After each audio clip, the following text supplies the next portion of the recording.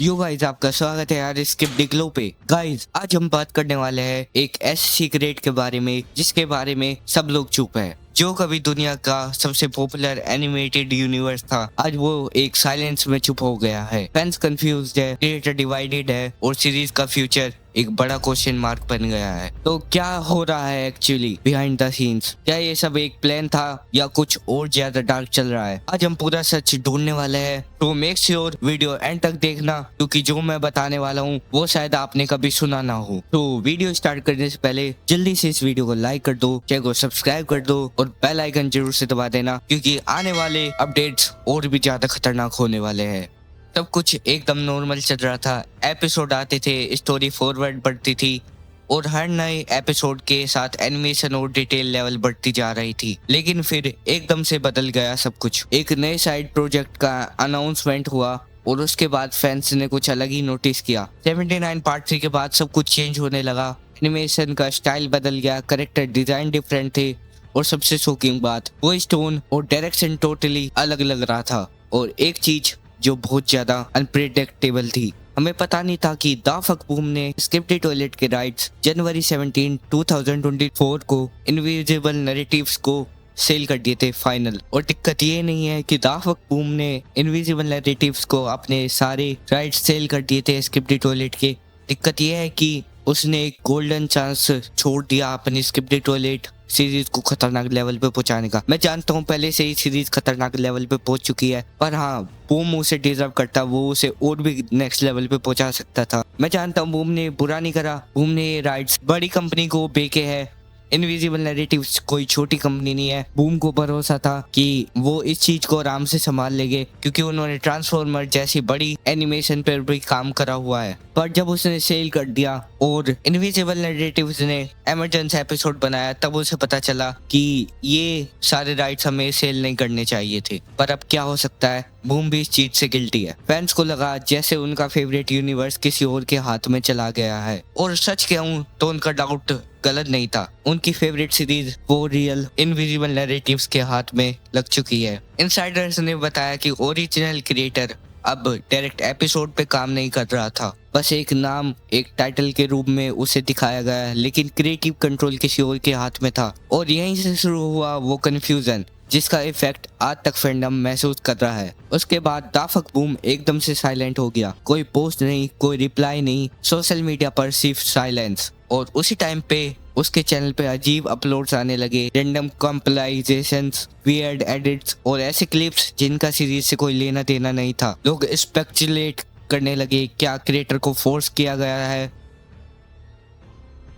खैर, ये बात सही है, उन्होंने अपने सारे राइट्स बेच दिए तो अब तो कंट्रोल का कोई फायदा भी नहीं है। पर हाँ, अगर वो उसे वापस से परचेज कर ले या खरीद ले तो शायद हाँ वापस से सीरीज कंटिन्यू हो सकती है। या अगर इनविजिबल नैरेटिव्स को दिख जाए कि हाँ प्रॉब्लम हो रही है, तो वो एसएफएम के बड़े क्रिएटर्स पे बुलाए और उनसे काम करवाया जाए ताकि सीरीज आगे बढ़ पाए। लोग सोच रहे हैं कि वो ब्रेक ले रहा है सब कुछ ऑब्जर्व करने के लिए। कुछ लोग कहते हैं कि वो अब एक नई टीम के साथ काम कर रहा है जो अपकमिंग एपिसोड को हैंडल करेगी, लेकिन डायरेक्शन और क्वालिटी पर भी सवाल उठ रहे हैं। क्या ये नए लोग उसी इमोशनल और मिस्टीरियस टच को वापस ला पाएंगे जो पहले था? ये सब अभी भी एक मिस्ट्री है। एक और इनसाइडर सोर्स के मुताबिक सीरीज के राइट्स अब एक बड़ी कंपनी के पास है और वो है इनविजिबल नैरेटिव, जैसे कि हम सब जानते हैं।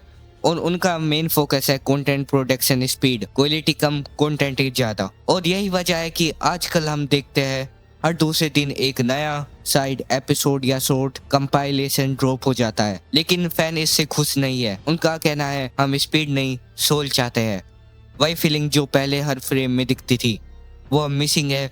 एक टाइम था जब क्रिएटर हर सीन में एक मैसेज छुपा देते थे, अब वो सब वैनिश हो गया है। स्टूडियो ने एक ऑफिशियल स्टेटमेंट दिया था कि क्रिएटर अब भी एग्जीक्यूटिव लेवल पे इन्वॉल्व है, लेकिन कोई प्रूफ या कंफर्मेशन कभी नहीं आई। और जब तक वो खुद कुछ नहीं बोलता, ये साइलेंस सिर्फ और बढ़ता जा रहा है। अगर तुम ध्यान से देखो तो लास्ट कुछ एपिसोड में कुछ हिडन डिटेल्स मिलते हैं, जैसे एक साइंटिस्ट का dialogue, we won't see him any time soon. Fans का मानना है कि ये एक्चुअली एक मेटाफोर था क्रिएटर के एब्सेंस के लिए।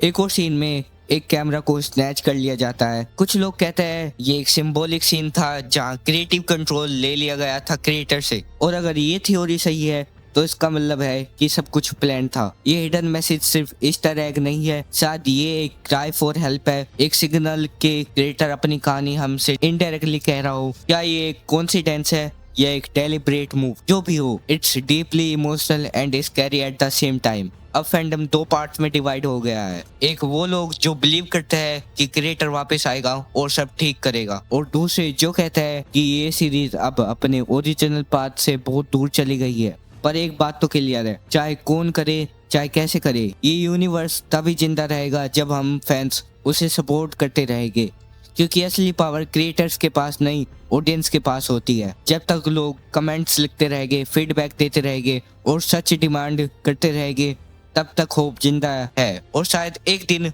वो खुद वापस आएगा और अपनी कहानी अपने वे में कंटिन्यू करेगा। अगर ऐसा होता है तो ये कमबैक लेजेंडरी होगा। और guys, huge shout out to mister Ayush gamers 77। तो गाइस, ये थी वो कंप्लीट स्टोरी और मिस्ट्री जिसमें एक यूनिवर्स का हार्ट ही मिसिंग हो गया है। अब ये तुम्हारे ऊपर है, क्या तुम बिलीव करते हो कि वो वापस आएगा या ये चैप्टर ऑफिशियली खत्म हो चुका है? कमेंट में जरूर बताओ अपना ओपिनियन, और ये मत लिखना भूलना #BREAM #BRINGBACKBOOM। और अगर तुम्हें वीडियो पसंद आई हो तो लाइक करो और शेयर करो ताकि और लोगों तक ये पहुंच सके। मैं मिलता हूं तुमसे नेक्स्ट पार्ट में, जहां हम और डीप जाएंगे इस मिस्ट्री के सेकंड फेज में। Till then, stay curious, stay alert, and never stop believing in the original. Thank you so much for watching. Bye, love you, and take care all.